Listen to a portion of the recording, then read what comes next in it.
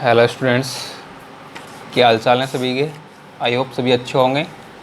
आज हम एक नई थ्योरम पढ़ने वाले हैं। तो जो अपनी प्रमेय है उसका कथन देखिए क्या है। स्टेटमेंट है, दो समरूप त्रिभुजों के क्षेत्रफलों का अनुपात इनकी संगत भुजाओं के अनुपात के वर्ग के बराबर होता है। क्या दिया हुआ है? दो समरूप त्रिभुज हैं। ये बात हमें बताई हुई है कि त्रिभुज कैसे हैं, समरूप हैं। तो इनके क्षेत्रफल का जो अनुपात होगा वो किसके बराबर होगा? संगत भुजाओं के अनुपात के वर्ग के बराबर होगा। ये इसका स्टेटमेंट है, कथन है। तो इसमें अपना को दे रखा है, ratio of area of two similar triangles is equals to square ratio of square of their corresponding sides. ठीक है, स्टेटमेंट क्या हो गया? Ratio of area of two similar triangles equals to ratio of square of their corresponding sides. ये इसका statement है। अब इसे हम क्या करेंगे, इसका प्रूफ लिखेंगे। ठीक है, तो सबसे पहले हम इसमें लिखेंगे दिया है, गिवन।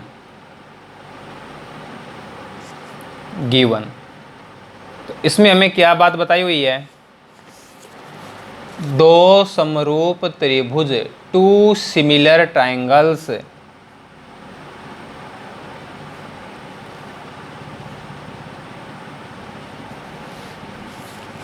ये हमने दो ट्राइंगल बना लिए। ये हो गया ए बी सी, ये हो गया पी क्यू आर। ठीक है, क्या दिया आपने को? दो समरूप त्रिभुज, टू सिमिलर ट्राइंगल, ये तो दिया है।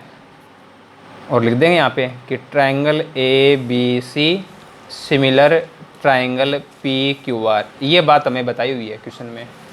ये हमने दो ट्राइंगल बना दिए। सिद्ध करना है, टू प्रूव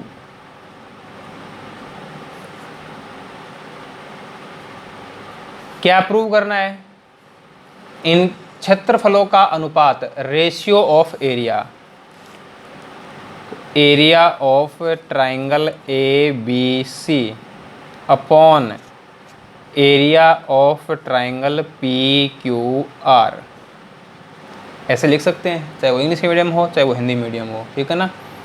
या फिर लिखेंगे त्रिभुज ए बी सी का क्षेत्रफल बट्टे त्रिभुज पी क्यू आर का क्षेत्रफल। और चाहे ऐसे लिख दो, कोई दिक्कत नहीं है। इक्वल किसके इक्वल है? संगत भुजाओं के अनुपात के वर्ग के, इसको ratio of square of corresponding side. A B के कॉरस्पॉन्डिंग कौन सी हो गई? P Q. तो इनका जो रेशियो हो जाएगा वो जाएगा A B upon P Q, इसका स्क्वायर। यदि हमने साइड ले ली बी सी तो B C upon Q R square, और हमने साइड ली एस सी तो S C upon P R square. ये रिजल्ट हमें इसमें प्रूव करना है।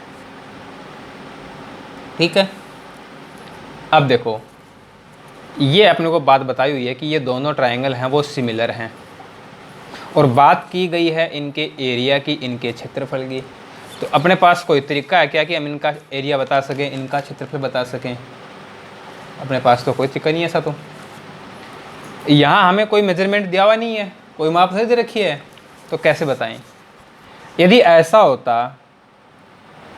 होता कि ये हमें बताया गया होता कि एडी है वो बीसी पर लंब है, परपेंडिकुलर है, तो ये इसकी क्या बन गई? हाइट। और जब हाइट दे रखी है तो अपना फॉर्मूला क्या बन जाएगा एरिया ऑफ ट्रायंगल का? Half into base into height, 1/2 गुणा आधार गुणा ऊंचाई। ये सूत्र लग जाएगा। तो ये हमें अपनी तरफ से काम करना पड़ेगा इसके अंदर। ठीक है, तो ये अपनी क्या हो जाएगी, रचना हो जाएगी, कंस्ट्रक्शन हो जाएगा। ये कंस्ट्रक्शन हो गया इसके अंदर। ठीक है, AD perpendicular BC and PS perpendicular QR। ठीक है, draw AD perpendicular BC and PS perpendicular QR। अब हम लिखेंगे उपपत्ति, प्रूफ।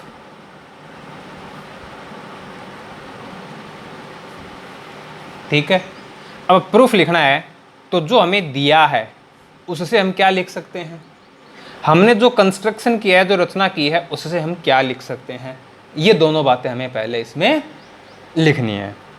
ठीक है, अब हमने ये कंस्ट्रक्शन किया है, तो ये कंस्ट्रक्शन हमने क्यों किया है, क्योंकि यहाँ से अब हम एरिया फाइंड कर सकते हैं।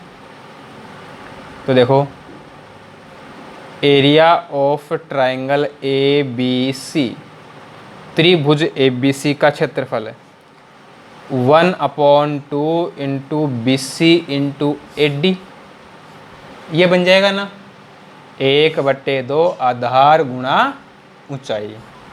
ऐसे ही एरिया ऑफ ट्राइंगल PQR, ये फाइंड कर लें, और हमें इन दोनों का रेशियो लेना है, इन दोनों का अनुपात लेना है, तो डायरेक्ट इन दोनों का अनुपात ले लो, चाहे दो लाइनें अपनी कम हो जाएंगी। ठीक है, चलो एक साथ ले लेते हैं, ये इनका रेशियो इक्वल, ऐसे लिख देता हूँ मैं इसको, दो लाइन कम हो गई अपनी अब, तो ये बन जाएगा 1/2 इंटू QR इंटू PS। ये इसका बेस हो गया, ये इसकी हाइट हो गई।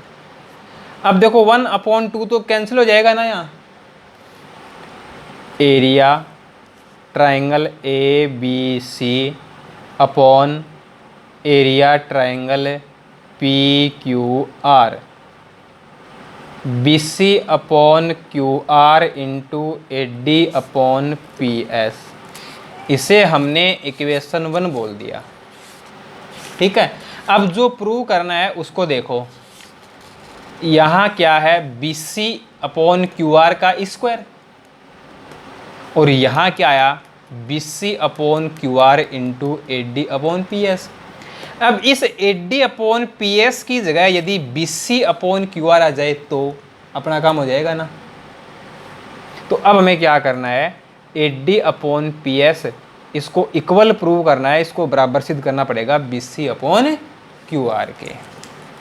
ठीक है, अब देखो, अब हमें क्या बात बताई गई है, हमें बताया गया है triangle ABC similar triangle PQR, त्रिभुज ABC और त्रिभुज PQR दोनों क्या हैं, समरूप हैं, ये बात हमें बताई गई है। और जब ये समरूप हैं, सिमिलर हैं, तो हम लिख सकते हैं AB अपॉन PQ इक्वल होगा BC अपॉन QR इक्वल होगा AC upon PR, and angle A equal angle P, angle B equal angle Q, angle C equal angle R। ये तो होगा ना। मैं इसको कह देता हूँ इक्वेशन 2 और इसको कह देता हूँ इक्वेशन 3। तो ये बात हमने कहाँ से लिखी, इक्वेशन 1 हमने जो कंस्ट्रक्शन किया है उससे निकाल लिया हमने ये कंक्लूजन, क्योंकि हमें इनका रेशियो चाहिए था, तो हमने दोनों ट्रायंगल का रेशियो का, दोनों ट्रायंगल के एरिया का रेशियो ले लिया, दोनों त्रिभुजों के क्षेत्रफल का अनुपात ले लिया और सोल्व करके लिख दिया, नाम दे दिया समीकरण 1। फिर जो हमें दिया हुआ है वहाँ हमें ये दिया हुआ है, तो यहाँ से हम ये लिख सकते हैं, इनको हमने इक्वेशन 2 और इक्वेशन 3 कह दिया। तो ये बात तो हमने कहाँ से लिखी, जो हमें दिया है उससे और जो हमने कंस्ट्रक्शन किया उससे। अब हमें जो लेके आना है, जो रिजल्ट हमें प्रूव करना है, उसके अकॉर्डिंग हमें काम करना है। तो हमें AD अपॉन PS है, इसकी जगह BC अपॉन QR लेके आना है। तो देखो BC तो ये है, AD ये है,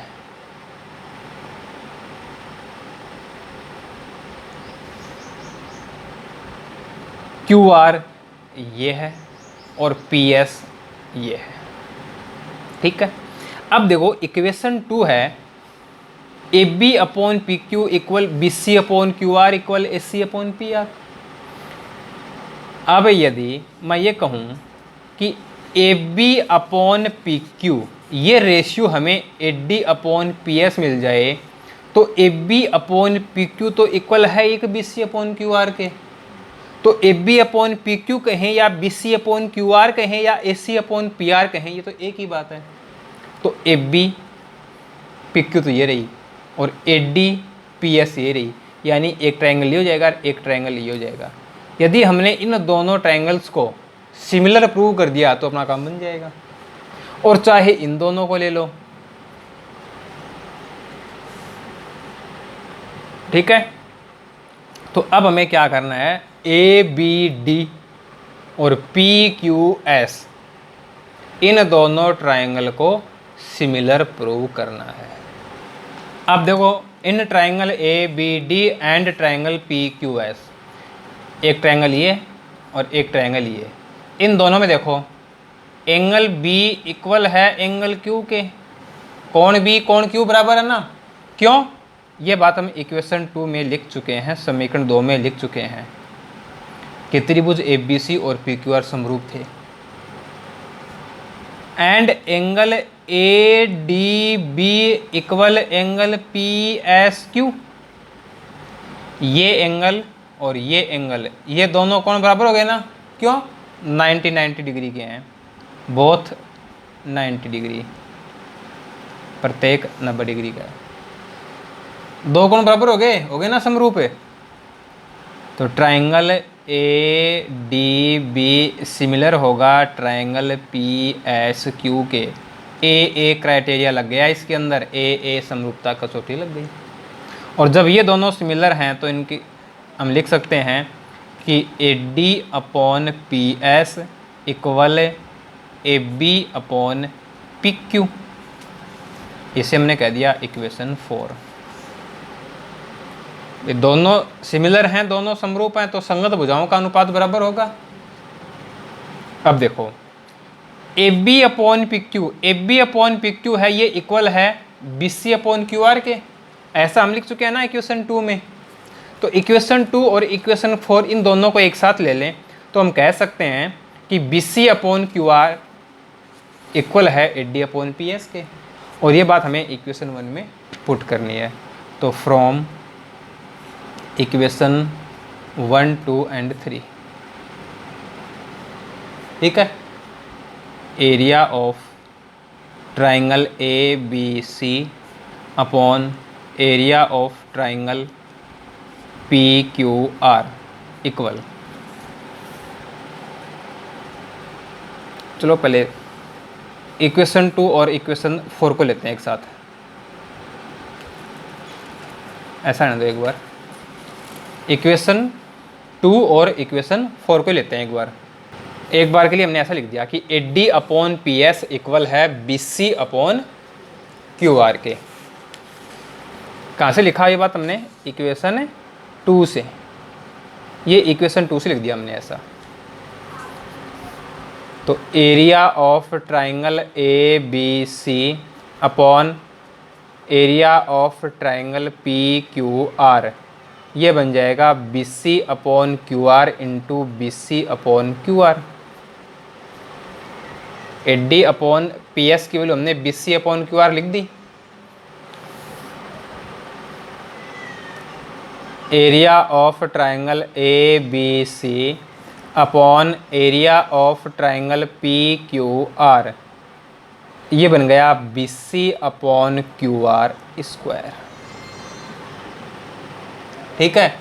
अब चाहे यहाँ पे आप B C upon Q R कहो, चाहे A B upon P Q कहो, चाहे A C upon P R कहो, क्योंकि तीनों वैल्यू सेम है ना।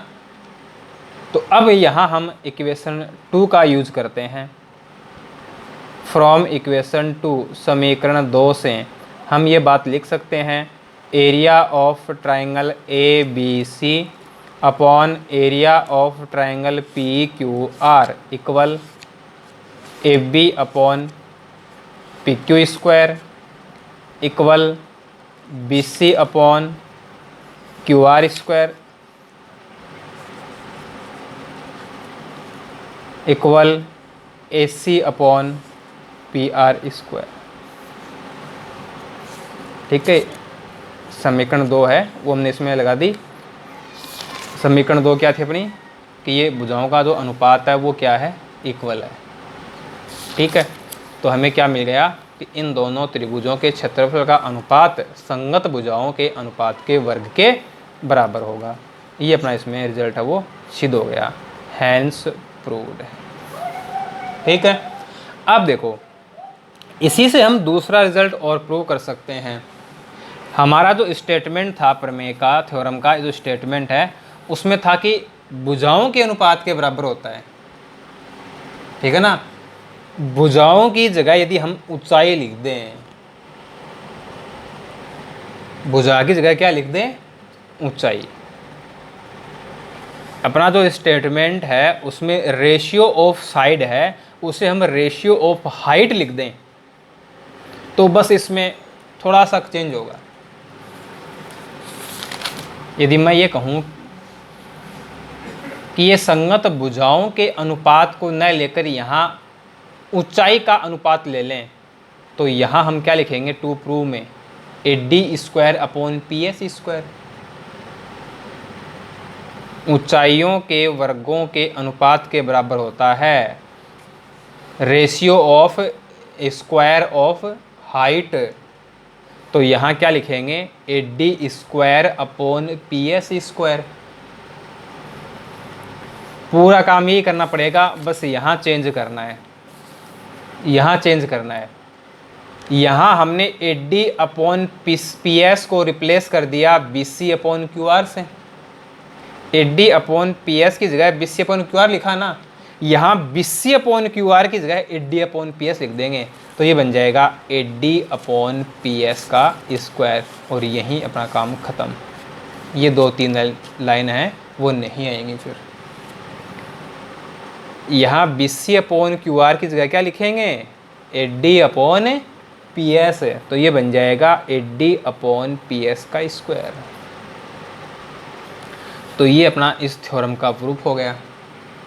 ठीक है, स्टेटमेंट हमें दोनों याद रखने हैं, कथन दोनों याद रखने हैं कि यदि ये दोनों ट्राइंगल सिमिलर हैं, दोनों त्रिभुज समरूप हैं, तो इनके क्षेत्रफल का अनुपात रेशियो ऑफ देयर एरिया किसके इक्वल होगा, ratio square of ratio of corresponding sides, संगत भुजाओं के अनुपात के वर्ग के, या भुजाओं के वर्गों के अनुपात के।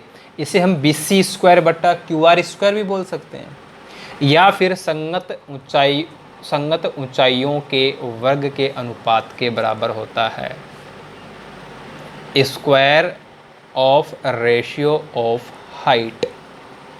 ठीक है, इस पर आधारित हम क्वेश्चन सोल्व करेंगे। तो क्वेश्चन है वो हमें साइड से रिलेटेड भी मिल सकता है, हाइट से रिलेटेड भी मिल सकता है।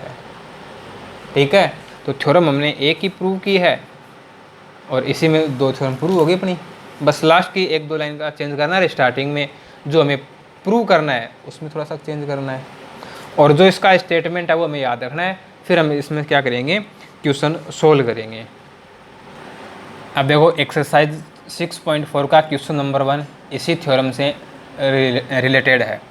क्या दिया हुआ है, मान लीजिए त्रिभुज ABC समरूप त्रिभुज DEF, इन दोनों ट्रायंगल्स को सिमिलर बताया गया है, और इनके एरिया हैं वो दिए गए हैं। ठीक है, ABC का एरिया है 64 सेंटीमीटर स्क्वायर, DEF का एरिया है 121 सेंटीमीटर स्क्वायर, EF 15.4 सेंटीमीटर है, BC की वैल्यू हमें फाइंड करनी है। ये अपना क्वेश्चन नंबर 1 है।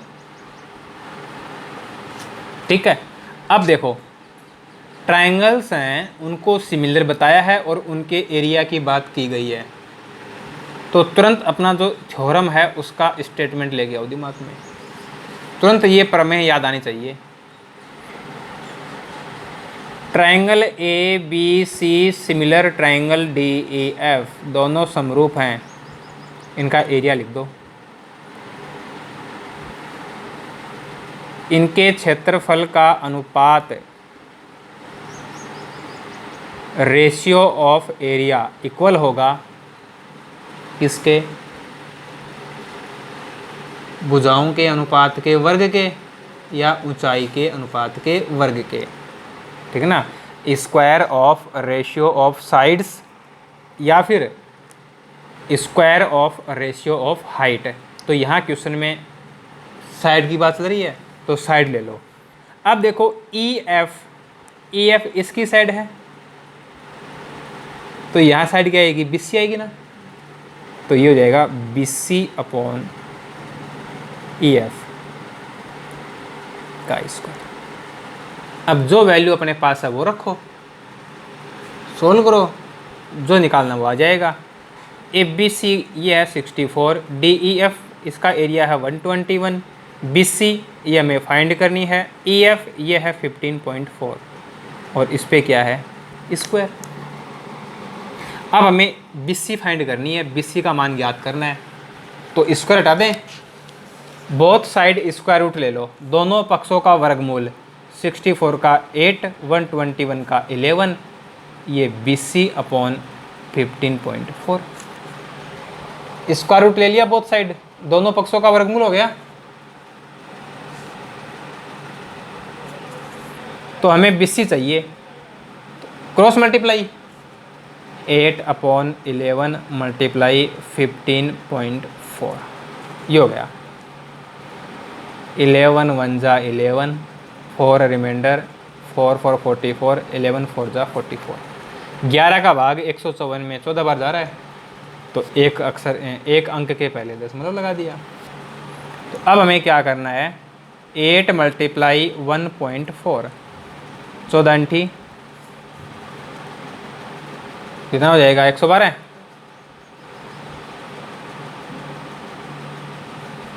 एक अंक के पहले दशमलव। यहाँ जो यूनिट है वो सेंटीमीटर में चल रही है तो यहाँ भी क्या लगेगा सेंटीमीटर लगेगा। तो BC की जो वैल्यू है वो 11.2 सेंटीमीटर हो गई, ठीक है। तो ये अपना जो थ्योरम थी उससे रिलेटेड क्वेश्चन हो गया, ठीक है। अब देखो क्वेश्चन नंबर 2। एक समलंब चतुर्भुज ABCD है जिसमें AB और DC समांतर बताई हैं। ABCD is a trapezium in which AB parallel to DC। इनके विकर्ण है वो O पर प्रतिच्छेद करते हैं, इनके डायगोनल्स हैं वो O पर इंटरसेक्ट करते हैं। AB इक्वल है 2CD। तो हमें त्रिभुज AOB और COD के क्षेत्रफलों का अनुपात बताना है। Then find ratio of area of triangle AOB and area of triangle COD।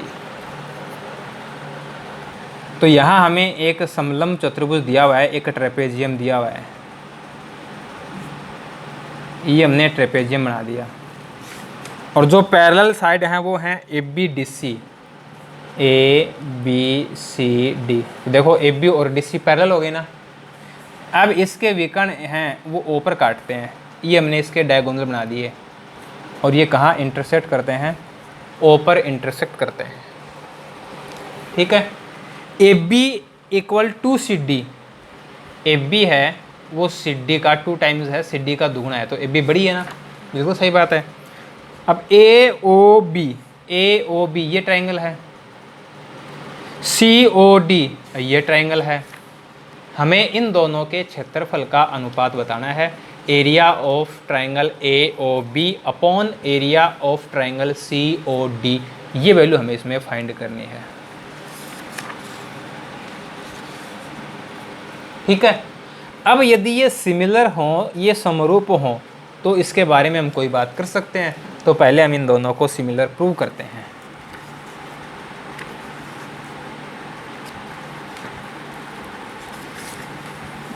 In triangle AOB and triangle COD। अब देखो इन दोनों में angle AOB equal angle COD, ये कौन और ये कौन बराबर है ना, क्यों, शीर्षाभिमुख। वर्टिकली ऑपोजिट एंगल हैं, इसलिए ये दोनों इक्वल हो गए। अब ये दोनों क्या हैं, पैरेलल हैं, समांतर हैं, तो ये क्या बन गई, ट्रांसवर्सल, तिर्यक रेखा। तो ये एंगल और ये एंगल हो गए ना अल्टरनेट, एकांतर कोण। Angle O A B equal angle O C D क्यों है, अल्टरनेट।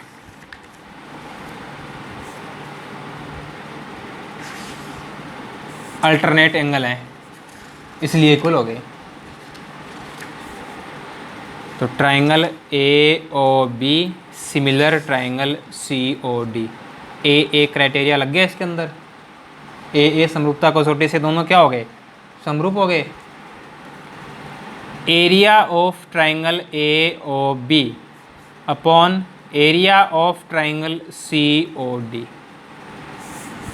अब साइड कौन सी लें, तो वो साइड लेनी है या तो हमें उनकी वैल्यू दे रखी हो, उनका मेजरमेंट दिया हुआ हो, उनकी माप दे रखी हो, या उनमें कोई रिलेशन बताया हो। तो यहाँ हमें दिया हुआ है A B equal two C D, तो ए ओ बी में तो हमने ले लिया ए बी को, सी ओ डी से हमने ले लिया सी डी को, तो A B upon C D square. A B equal है टू सी डी के, तो ए बी की वैल्यू हमने टू सी डी लिख दी अपॉन सी डी स्क्वायर। यहाँ लिख सकते हैं since A B equal two C D, चूँकि हमें दिया हुआ है कि ए बी है वो टू सी डी के बराबर है। अब इसको सोल्व कर दो। Area of triangle A O B upon area of triangle C O D, 2 का square 4, C D square upon C D square, तो सी डी स्क्वायर कैंसिल हो जाएगा ना, 4/1। ये अपना आंसर हो गया।